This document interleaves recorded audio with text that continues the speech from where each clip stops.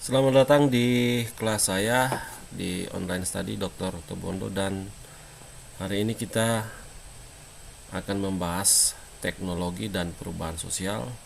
Materi ini memiliki kesamaan dengan materi di semester 6, tapi ada beberapa perbedaan yang disajikan di semester 2. Tapi mahasiswa bisa belajar dari materi-materi yang sudah saya berikan juga di semester 6. Ya, 6 kalau tidak salah. Teknologi dan perubahan sosial. Dan nanti ada 3 referensi yang akan kita diskusikan di sini. Berkaitan dengan yang pertama itu dari Eka Kusmayadi, sehubungan atau berkaitan dengan dasar-dasar teknologi informasi dan komunikasi. Kemudian yang kedua itu berkaitan dengan pengertian perubahan sosial, dan yang ketiga peran teknologi dalam dunia pendidikan. Untuk pengertian perubahan sosial ditulis oleh Dede Sri Kartini. Kemudian untuk peran teknologi dalam dunia pendidikan ditulis oleh Eka Nurilahwati. Dan kita akan membahasnya ini menjadi bahan diskusi kita di pertemuan pada hari. Kalau jadwal offline-nya itu hari Jumat. Tapi ini maksud saya di sesi untuk online study.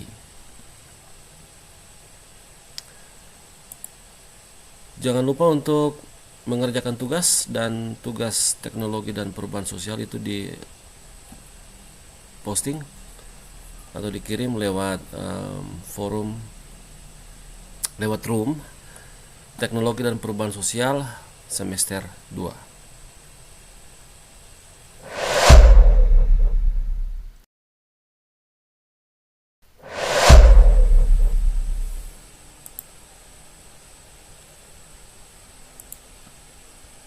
Kita mulai dari artikel modul, maksud saya modul pembelajaran dari Eka Kusmayadi berkaitan dengan dasar-dasar teknologi.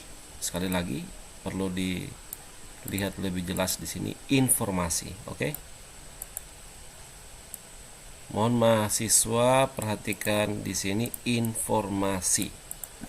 Kita akan membahas tentang modul-modul pembelajaran kita, salah satunya dasar-dasar teknologi informasi dan komunikasi dari Eka Kusmayadi.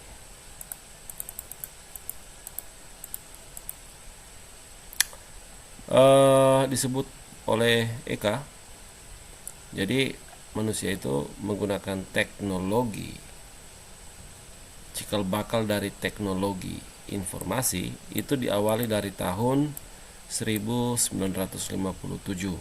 karena banyak pekerjaan di sini, pekerjaan-pekerjaan kita manusia itu sudah mulai berkaitan dengan informasi. Kemudian berkembang sampai dengan saat ini. Jadi diawali dengan tahun 1957.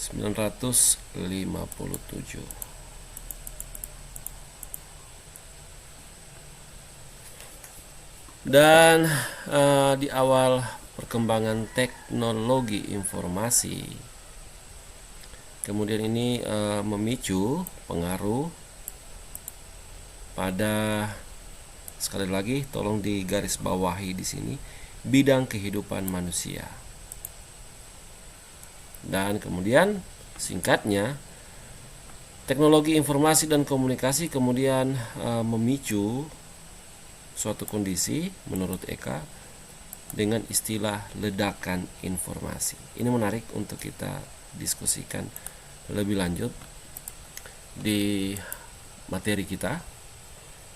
Salah satu materi itu kita akan sajikan dan nanti kita akan melihat bagaimana arah diskusi kita untuk teknologi dan perubahan sosial. Hari ini kita mempelajari teknologi dan perubahan sosial. Kumayadi menyebutkan awal dari teknologi informasi bersumber dari pekerjaan manusia yang bersentuhan dengan informasi.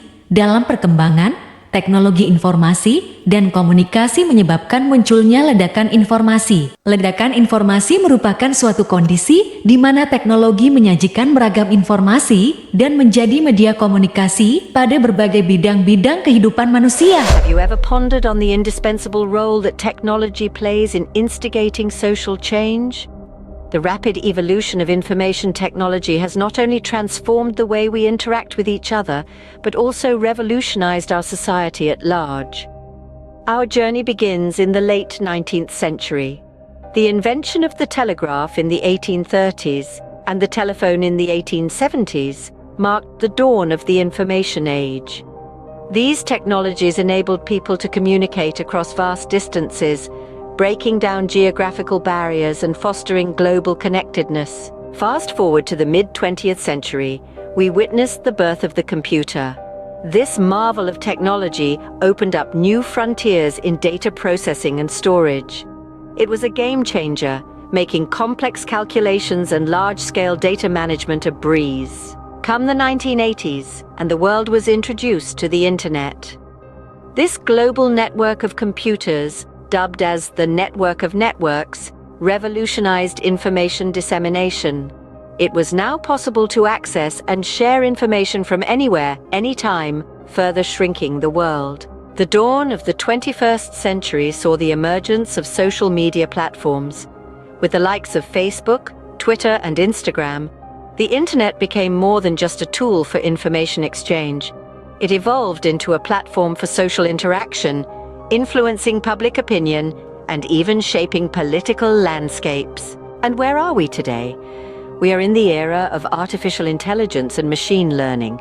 These technologies are not only changing the way we work and play, but are also redefining our social norms and values. In summary, the evolution of information technology has had a profound impact on society. From the telegraph to artificial intelligence, each technological innovation has brought about significant social changes. It has broken down geographical barriers, democratized information, and reshaped our social interactions. However, as we continue to stride forward, it's crucial to remember that technology is a tool that should be used to foster positive social change, to create a more inclusive and equitable society. As we step into the future, we carry the responsibility to use technology wisely, to ensure it serves as a catalyst for positive social change rather than a tool for division. After all, technology, in its essence, is a reflection of the society that creates and uses it. It's up to us to make sure this reflection is a positive one.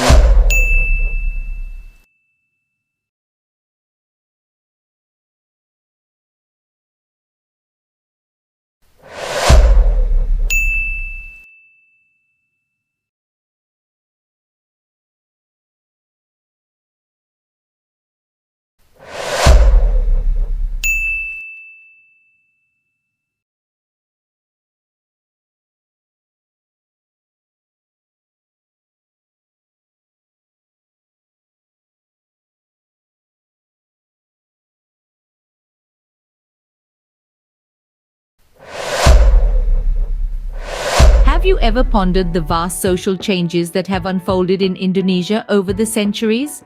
How did a diverse archipelago, home to hundreds of ethnic groups, transform into a unified nation with a shared identity? The narrative of Indonesia's social evolution is as intriguing as it is complex. In the earliest days, Indonesia's social fabric was shaped by both internal and external factors. Internally, shifts in societal structure were often triggered by economic circumstances. For instance, a drop in staple food prices could lead farmers to sell their raw materials to factories at higher prices, thereby altering the dynamics of rural communities. Externally, the influence of foreign cultures and the advent of new technologies brought new ideas and practices to the islands. Fast forward to the era of the Nusantara kingdoms. This period, with its complex tapestry of royal courts and city-states, added yet another layer to Indonesia's social tapestry. The influence of these kingdoms, each with its unique customs and traditions, is still palpable in modern Indonesia. The Reform era, which began in 1998 and continues to this day, marked a significant turning point in Indonesia's social history. This period saw a focus on government policies in the realms of social affairs, economics, and politics post-reform. There were several key changes during this era, including the onset of press freedom, the granting of permits for new political parties and labor unions, the release of political prisoners, and the limitation of a president's term to 2 5-year periods. Additionally, a shift towards decentralization brought power closer to the people, allowing for greater local autonomy. In essence, social change is a process that occurs when a society abandons old habits and adopts new ones. It can happen quickly or slowly and is often influenced by the introduction of new cultures into a particular region. When these cultures are adopted and integrated into the local way of life, the social landscape can shift dramatically. To sum it up, Indonesia's social evolution has been a dynamic and ongoing process. From the early days of internal and external influences, through the era of the Nusantara kingdoms, and into the modern reform era, the nation has demonstrated an incredible ability to adapt and evolve. Each stage has left its mark, shaping the diverse and vibrant society we see in Indonesia today. As we continue to observe and study these shifts, we gain a deeper understanding of the intricacies of social change and the factors that drive it. So next time you think of Indonesia, remember, it's not just a country, but a living, breathing testament to the power of social evolution.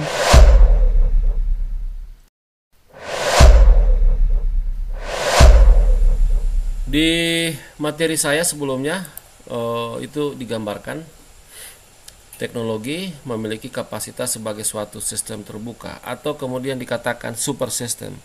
Dan super system ini seperti yang teman-teman mahasiswa lihat di layar masing-masing, itu ada 4 bagian yang saling kait-mengait: ilmu pengetahuan, sosialisasi, kontrol, dan referensi.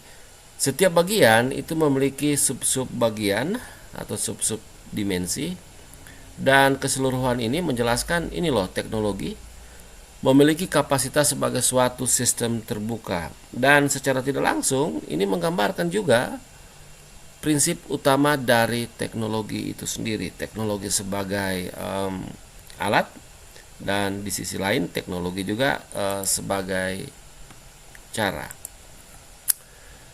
Dan apa yang kita bicarakan kemarin untuk mahasiswa semester 6 juga bisa digunakan untuk mahasiswa semester 2. Bagian-bagian inilah yang akan kita lihat kembali di atau bagian dari 3 referensi yang akan kita bahas di ROMS, teknologi dan perubahan sosial untuk semester 2. Kemudian nanti kita akan mencoba membangun diskusi seperti apa sih materi-materi yang akan kita bahas. Dan seperti yang saya sudah sampaikan sebelumnya, kita itu akan memulai dari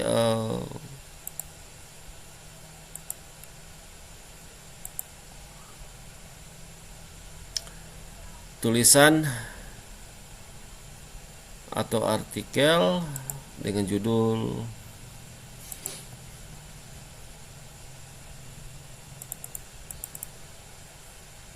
Dasar-dasar Teknologi Informasi dan Komunikasi oleh Insinyur Eka Kusmayadi, M.Hum. Nanti untuk jelasnya kita akan melihat lebih lanjut bagaimana hubungannya atau seperti apa yang kita bicarakan saat ini. Teknologi memiliki kapasitas sebagai suatu sistem pada artikel-artikel, 3 artikel terutama kita akan memulainya dari Pak Kusmayadi. mungkin sampai di sini, dan jangan lupa untuk download, kemudian baca artikelnya. Bisa dicari berdasarkan judul di Google, dan kita nanti akan ketemu di sesi untuk diskusi pada hari Jumat jam 12 sampai dengan di jadwal itu jam 12. Saya Adriani Tomondo mengucapkan banyak terima kasih.